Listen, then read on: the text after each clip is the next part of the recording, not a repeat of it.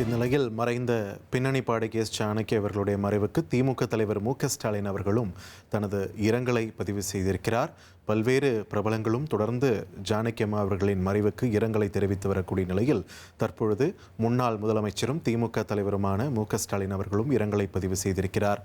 காலத்தால் அழியாத பாடல்களை பாடியவர் எஸ் ஜானகி என்று தனது இரங்கல் செய்தியில் பதிவிட்டிருக்கிறார் திமுக தலைவர் மு.க.ஸ்டாலின்.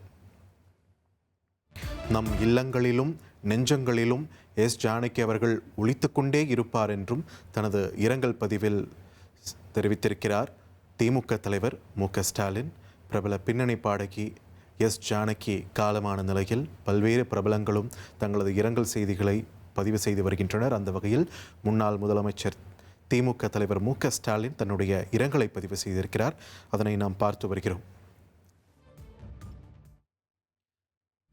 மைசூரில் உள்ள ஒரு தனியார் மருத்துவமனையில் உயிரிழந்திருக்கிறார் எஸ் ஜானகி. மாரடைப்பு காரணமாக அவர் உயிரிழந்ததாக மருத்துவமனை அறிக்கை வெளியிட்டிருக்கிறது. இனி செல்லும் இடமெல்லாம் செய்தி.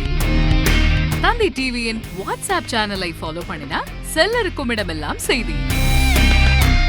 இதோ QR கோட் இப்பவே ஸ்கேன் பண்ணுங்க, ஃபாலோ பண்ணுங்க.